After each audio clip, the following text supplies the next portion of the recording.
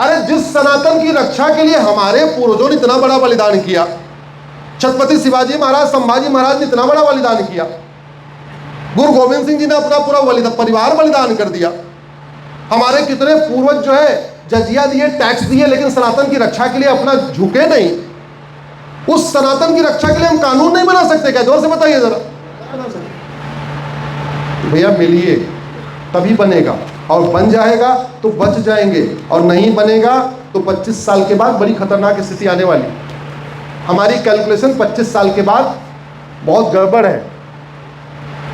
हमारी कैलकुलेशन, मैं उसको कई बार कैलकुलेट कर रहा हूं, और मैं चाहता हूं मेरी कैलकुलेशन झूठ हो जाए। मैं खुद चाहता हूं जो मेरी कैलकुलेशन बता रही है वो गलत साबित हो जाए। लेकिन जब मैं पिछला इतिहास कैलकुलेट करता हूं कि 1805 में नंदराम टिक्कू थे तो कब भगाए गए, 1935 में 31 में सिंध में कितने हिंदू थे तो क्या हुआ, जब वो कैलकुलेशन करता हूं फिर कैलकुलेशन जो है वो बहुत खतरनाक परिणाम दिखाती है। इसलिए कह रहा हूं धर्मांतरण हमारी राष्ट्र की सुरक्षा के लिए खतरा है कि नहीं? जोर से बताइए। धर्मांतरण देश की एकता अखंडता के लिए खतरा है कि नहीं? धर्मांतरण अपने आप में वेजिंग वॉर है कि नहीं, इनडायरेक्ट वॉर है कि नहीं? अरे मुगल धर्मांतरण कराने आए थे, सत्ता के लिए थोड़ी आए थे। सत्ता के लिए आते तो सत्ता तो मिल गई थी, आराम से सत्ता लेके मौज करते, फिर मंदिर क्यों तोड़ते, धर्मांतरण क्यों कराते? मुगल यहाँ हमें झूठ पढ़ाया गया मुगल सत्ता के लिए आए थे। मुगल केवल और केवल इस्लाम का प्रचार करने आए थे, सत्ता उनके लिए साधन था। दूसरा हमें झूठ पढ़ाया गया ईस्ट इंडिया कंपनी बिजनेस करने आई थी। ईस्ट इंडिया कंपनी अंग्रेजों का रास्ता बनाने आई थी, और अंग्रेज यहाँ क्रिश्चियनिटी को फैलाने आए थे। सत्ता अगर उनको चाहिए होती तो सत्ता तो मिल गई थी, आराम से रहते। फिर नागालैंड से, मिजोरम से, मेघालय से, मणिपुर से, अरुणाचल से पूरा में हिंदू खत्म क्यों कर दिया? लब जिहाद, लैंड जिहाद, धर्मांतरण और घुसपैठ, ये इतना बड़ा खतरा है कि अगर इसको तत्काल नहीं रोका गया हमारे लिए बहुत ही भयानक परिणाम आने वाले हैं। मैं आपको घुसपैठ के बारे में बताता हूं। मेरी एक PIL चल रही है घुसपैठ के ऊपर, जिसमें मैंने आंकड़ों के साथ माननीय सुप्रीम कोर्ट को कहा है कि 5 करोड़ आ चुके हैं, 5 करोड़ घुसपैठिए आ चुके हैं। आपको एक पेपर की कटिंग दिख रही होगी, दिख रही है? ये दिख रही है? क्या लिखा है ऊपर? रायबरेली दिख रहा है ना? मैं बता देता हूं इसमें लिखा क्या है। उत्तर प्रदेश का एक जिला है रायबरेली। उस रायबरेली में पिछले 2 साल में 20,000 बर्थ सर्टिफिकेट बने हैं, और 20 के 20,000 रोहिंग्या बांग्लादेशी घुसपैठियों के, और उस 20,000 में से लगभग 15,000 हिंदू नाम से बने हैं। गुड्डू, सोनू, मोनू, पिंकू, चिंटू, मिंटू, इस नाम से बने हैं। सवाल यह है चीन जापान में फर्जी डॉक्यूमेंट क्यों नहीं बनता और भारत में क्यों बनता है? घुसपैठ होती कैसे? बॉर्डर पे 2,000 रुपए दे के अंदर आते हैं, कॉमन सर्विस सेंटर पे 2,000 देते हैं, आधार बन जाता है। नगर निगम में जाते हैं 2,000 रुपए में बर्थ सर्टिफिकेट मिल जाता है। तहसील में 2,000 रुपए देते हैं, राशन कार्ड बन जाता है। RTO ऑफिस में 3,000 रुपए देते हैं, ड्राइविंग लाइसेंस बन जाता है। और फिर किसी दलाल को पकड़ते हैं, 2 से 3,000 रुपए देते हैं, उनका वोटर ID में नाम जुड़ जाता है। कुल लागत है भारत में बांग्लादेशियों की 12 से 14,000 रुपए। 12 से 14,000 रुपए दे के उनके 5 डॉक्यूमेंट हो गए, और उसके बाद मुफ्त का राशन लेते हैं, वजीफा लेते हैं, लोन लेते हैं, आयुष्मान कार्ड ले लिया है, पूरा इलाज भी करा रहे हैं, मुफ्त में मकान भी ले रहे हैं। आइए, जितनी मुफ्त की योजनाएं किसकी है, किसके पैसे से चल रही है? किसके पैसे से? अरे बोलिए, हमारे पैसे से, आपके पैसे से। आप चाहते हो आपके टैक्स के पैसे से घुसपैठियों को मकान मिले, दुकान मिले, उनको राशन मिले, उनको मुद्रा लोन मिले? नहीं, लेकिन मिल तो रहा है। तो घुसपैठ का मूल कारण क्या है? भ्रष्टाचार। जब तक आप भ्रष्टाचार बंद नहीं करेंगे, घुसपैठ बंद नहीं होगी। और भ्रष्टाचार कैसे बंद होगा? आप कितना भी उनको अच्छी चीज पढ़ा लीजिए, जब तक खौफ नहीं पैदा होगा तब तक भ्रष्टाचार नहीं रुकेगा। आप उनको पूरी रामायण पढ़ा लीजिए, भगवत गीता पढ़ा लीजिए, जितना पढ़ाना है पढ़ा लीजिए। मैं तो देखता हूँ ना, बहुत सारे भ्रष्ट बाबुओं को। पूरे हफ्ते भर 2-2 हज़ार रुपए के लेके फर्जी डॉक्यूमेंट बनाते हैं और संडे के दिन जाते हैं मंदिर में 5,000 रुपए चढ़ा के आ जाते हैं और इस आशा के साथ चढ़ाते हैं चलो 5 लाख रुपए कमाया था, 5,000 भगवान को कमीशन दिया, हमारा पाप धुल गया। ऐसे भ्रष्ट गद्दार हमारे लिए, देश के लिए खतरा है कि नहीं? दुनिया के कई देशों में भ्रष्टाचारियों को फांसी देने के लिए कानून है। आप लोग गूगल करना, चीन के कानून मंत्री को फांसी हुई है। चीन में कंपनी के जीएम को फांसी हुई है, उसने ठेकेदार से कुछ पैसा ले लिया था। जापान में आजीवन कारावास फांसी, ऑस्ट्रेलिया में आजीवन कारावास फांसी, और हमारे यहां 70,000 करोड़ का कॉमनवेल्थ घोटाला हुआ, 1,76,000 करोड़ का 2G हुआ, 1,86,000 का कोयला घोटाला हुआ। कुछ हुआ क्या? नहीं। तो वो जो तहसील का या आधार बनाने वाला, राशन कार्ड बनाने वाला, वो सोचता है इतने बड़े बड़े काम हो गए, इनका तो कुछ हुआ नहीं, मैं भी 10-20 हज़ार रुपये कमा लूँ, मैं भी थोड़ा महंगी वाली कार ले लूँ, मैं भी दिवाली पे थोड़ा बढ़िया चैन वैन खरीद लूँ, धनतेरस अच्छी मना लूँ। ये भ्रष्टाचार छुआछूत की बीमारी है। और भ्रष्टाचार ये पूरी तरीके से देश को खोखला कर रखा है। ये जो फंडिंग आ रही है पूरे देश को खोखला करके रखी हुई है। आज मैं सुबह से बिहार SIR वाला इलेक्शन में बहस कर रहा था। आप सोचिए भारत में कितनी फंडिंग आ रही है। 20 PIL फाइल हुई है सुप्रीम कोर्ट में कि बिहार में SIR नहीं होना चाहिए, यानी जो वोटर लिस्ट है उसकी सघन जांच नहीं होनी चाहिए। और केवल एक PIL फाइल हुई है कि बिहार ही नहीं पूरे देश में SIR होनी चाहिए, हर इलेक्शन के पहले होनी चाहिए, रेगुलर इंटरवल पे होनी चाहिए, लोकसभा के पहले होनी चाहिए, विधानसभा के लिए पहले होनी चाहिए। अब आप ये बताओ, भारत में देशभक्तों की कमी है क्या? नहीं, बहुत है। तो पूरे देश में SIR होनी चाहिए, उसके लिए एक PIL क्यों? और बिहार में SIR नहीं होनी चाहिए, उसके लिए 20 PIL क्यों? क्योंकि एक इसलिए किया, हम दूसरा काम करते नहीं, केवल PIL करते। और उधर से 20 इसलिए हुई कि पूरा विदेशी फंडिंग आ रही, और उसमें आप लोग गूगल कर लेना कौन कौन अपीयर कर रहे हैं। भूतपूर्व कानून मंत्री, रक्षा मंत्री, विदेश मंत्री सब अपीयर कर रहे हैं उसमें।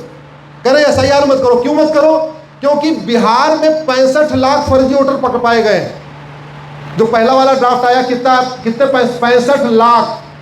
भारत के एक राज्य में कितने फर्जी वोटर?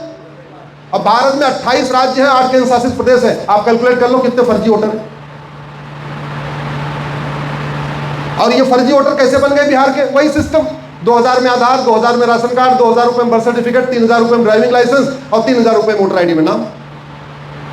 इसको हम आप रोक सकते हैं क्या? नहीं। कैसे रुकेगा? भय बिन होए न प्रीत, सठे साठ्यम समाचरित के अनुसार कानून बने। कानून कौन बनाएगा? सांसद विधायक। कब बनाएंगे? जब आप उनसे डिमांड करो। हमें इसको समझना पड़ेगा कि ये जो फर्जीवाड़ा चल रहा है, सोचिए, अच्छा 20,000 में से 15,000 हिंदू नाम से।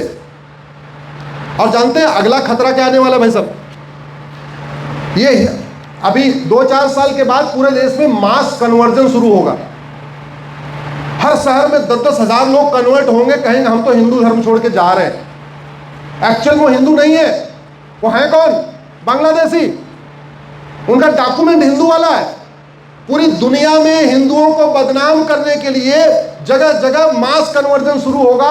कहेंगे हिंदुओं में छुआछूत है, ये है, वो है, हम तो जी कन्वर्ट हो रहे हैं।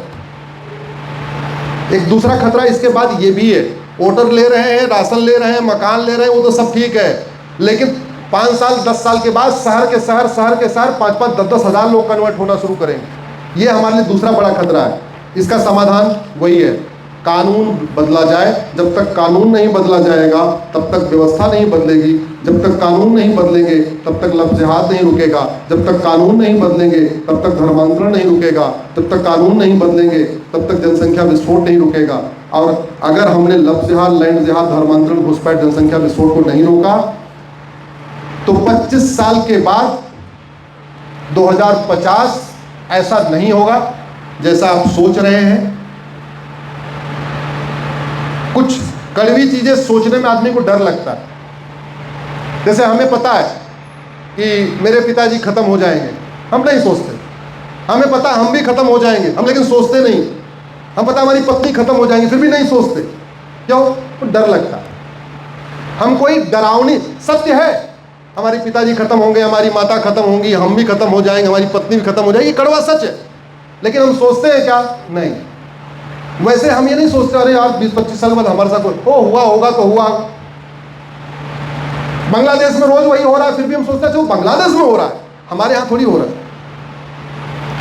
राजा रणजीत सिंह ने कभी सोचा था क्या कि पंजाब के 2 टुकड़े होंगे? जोर से बताइए जरा। हुआ कि नहीं हुआ? हुआ। और 2 पंजाब बना, ईस्ट पंजाब और वेस्ट पंजाब। ईस्ट पंजाब हमारे हिस्से आया, वेस्ट पंजाब पाकिस्तान बना। तो जब भारत का वो जो पंजाब का बंटवारा हुआ, तो जो वेस्ट पंजाब था वहां के हिंदू, जैन, बौद्ध, सिख ने सोचा था क्या कि हमें 10-20 साल के बाद कन्वर्ट होना पड़ेगा, भागना पड़ेगा? सोचा था क्या? और भागे कि नहीं भागे? राजा शशांक जो दोनों बंगाल के मालिक थे, ईस्ट बंगाल और वेस्ट बंगाल के, उन्होंने कभी सोचा था क्या कि बंगाल 2 टुकड़े हो जाएंगे, एक ईस्ट बंगाल बनेगा, वेस्ट बंगाल बनेगा? सोचा था क्या? नहीं। लेकिन हुआ कि नहीं हुआ? हुआ। अच्छा, जब बंगाल बटा तो वेस्ट बंगाल हमारे पास आया, ईस्ट बंगाल बांग्लादेश बन गया, पाकिस्तान में चला गया, बाद में बांग्लादेश बना। तो जो ईस्ट बंगाल के हिंदू थे उन्होंने सोचा था क्या कि 10-20 साल के बाद हम यहाँ खत्म हो जाएंगे या भागना पड़ेगा? नहीं। लेकिन जो नहीं सोचा था, हुआ कि नहीं हुआ? हुआ। राजा हरि सिंह ने सोचा था क्या कि कश्मीर 2 टुकड़े हो जाएंगे, एक पीओके बन जाएगा, एक कश्मीर बन जाएगा? नहीं। राजा हरि सिंह ने सोचा था क्या कि कुछ दिन के बाद यहाँ हिंदुओं का नरसंहार होगा? नहीं, नहीं सोचा। जो हमारे पूर्वजों ने नहीं सोचा वो सब हुआ। क्यों हुआ? हमारे सारे पूर्वजों को एक ही गलतफहमी थी कि वेद पुराण, बाइबल कुरान एक समान होता है। हमारे पूर्वजों की एक ही गलतफहमी थी, मजहब नहीं सिखाता आपस में बैर रखना। हमारे पूर्वजों की एक ही गलतफहमी थी, गुरुकुल और मदरसा एक समान होता है। हमारे पूर्वजों को पता नहीं किसने बता दिया था सर्वपंथ संभाव। मैंने पूरे वेद पुराण ढूंढ डाले, न सर्वधर्म संभाव मिला, न सर्वपंथ संभाव मिला। पता नहीं किस फ्रॉड आदमी ने 2 शब्द बना के दे दिए और उसको पूरा देश लेके घूम रहा है। सर्वधर्म संभाव, सर्वपंथ संभाव न किसी उपनिषद में है, न वेद में है, कहीं है ही नहीं है।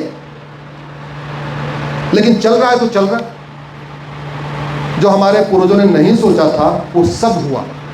अच्छा, बाकी तो छोड़ो। जब भगत सिंह, सुखदेव, राजगुरु, चंद्रशेखर आजाद, नेताजी सुभाष चंद्र बोस, वीर सावरकर जब देश के लिए लड़ रहे थे तो उन्होंने सोचा था क्या कुछ दिन के बाद भारत बट जाएगा? सोचा था क्या कि एक बार एक जिन्ना आएगा, पाक ना पाक का नारा लगाएगा और पाक ना पाक के आधार पे बट जाएगा? नहीं। और बटा कि नहीं बटा? बट गया। ये हमारे पास बहुत सारे एग्जाम्पल हैं, जिस एग्जाम्पल से हम ये समझ सकते हैं कि चीजें अगर हम इनपुट नहीं बदलेंगे, सिस्टम नहीं बदलेंगे, व्यवस्था नहीं बदलेंगे तो हमारे लिए बहुत बड़ा खतरा। ऊपर वाला किसी से भेदभाव करता है क्या? जोर से बताइए जरा। नहीं। मां के पेट में सब 9 महीने रहते हैं। ऐसा तो नहीं कि कोई 10 महीने, कोई 8 महीने, कोई 11 महीने, ऐसा कॉन्सेप्ट तो नहीं है ना। तो प्रकृति ने, ऊपर वाले ने सबको बराबर बनाया। और हम भी कहते हैं वसुधैव कुटुंबकम, पूरा पृथ्वी एक परिवार है। अगर किसी किताब में लिखा हुआ है कि सब एक समान नहीं है, तो वो किताब ऊपर वाले की है कि नीचे वालों ने लिखा है? जोर से बोलिए जरा। लेकिन नीचे वालों ने वो किताब लिख के ये कह दिया ऊपर वाले ने लिखा है, और उसको सब मान के बैठे हुए। ऐसे विषयों पे लिखना शुरू करिए, बोलना शुरू करिए। तरीका क्या है? कितने लोग फेसबुक यूज करते हैं? हाथ उठाइए जरा। बहुत बड़ी संख्या में। तो फेसबुक पे आपने क्या किया होगा? अपने जान पहचान के लोगों को अपना 2 यार दोस्त बनाया होगा। जान पहचान के बाहर तो गए नहीं होंगे। आज मैं आपसे आग्रह कर रहा हूं, अब आप अपनी जान पहचान के बाहर जाइए। क्या करिए? आपका नाम रोशन है, कहाँ गए रोशन जी? अच्छा, सबसे पीछे बैठे। हाँ, अब ये रोशन पटेल है, रोशन पटेल है। हाँ, अब रोशन पटेल ने क्या किया होगा? 10, 20, 50, 100 और पटेल को अपना फेसबुक फ्रेंड बना लिया होगा। ये पटेल के अलावा बाहर गए नहीं होंगे। गए होंगे चलो फिर भी गुजरात में थोड़ा इधर उधर चले गए होंगे बस। रोशन के नाम से फ्रेंड बनाइए। उसका फायदा क्या होगा? रोशन हिंदू भी होगा, रोशन जैन भी होगा, रोशन बौद्ध भी होगा, रोशन सिख भी होगा, रोशन ब्राह्मण भी होगा, रोशन क्षत्रिय भी होगा, रोशन वैश्य भी होगा, रोशन दलित भी होगा, रोशन बंगाली भी होगा, रोशन मराठी भी होगा, रोशन गुजराती भी होगा, रोशन कश्मीरी भी होगा।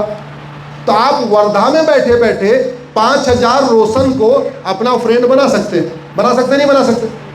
तो जो बात आपको ठीक लगी वो बात आपने फेसबुक पे लिख दिया, तो भारत के 5000 रोशन ने पढ़ा कि नहीं पढ़ लिया? आपका नाम क्या बहन जी? अनुराधा। हाँ, अब आप अनुराधा के नाम से 5000 फेसबुक फ्रेंड बना लीजिए। तो अनुराधा जैन भी होगी, बौद्ध भी होगी, सिख भी होगी, हिंदू भी होगी, ब्राह्मण भी होगी, क्षत्रिय भी होगी, वैश्य भी होगी, दलित भी होगी। अपने जान पहचान के लोगों को फेसबुक फ्रेंड क्यों बनाना? अरे वो तो आपके जानने वाले हैं, वो तो आपसे सीधे फोन पे कनेक्ट है। जो फोन पे कनेक्ट है उनको वर्चुअल क्यों बनाना? जो आपके वास्तव में फ्रेंड है उनको वर्चुअल फ्रेंड बनाना चाहिए क्या? नहीं। अरे वर्चुअल फ्रेंड उनको बनाओ जो आपके नहीं कनेक्टेड है। अब ऐसे ही सब लोग कर दे, सारे राम 5000 राम को फ्रेंड बनाए, सारे श्याम 5000 श्याम को फ्रेंड बनाए, सारे विभा 5000 विभा, सारी दीपा 5000 दीपा, सीता 5000 सीता, उमा 5000 उमा, दिनेश 5000 दिनेश, उमेश 5000 उमेश। नेटवर्क बढ़ सकता है कि नहीं बढ़ सकता? जोर से बताइए सर। जागरूकता बढ़ेगी कि नहीं बढ़ेगी?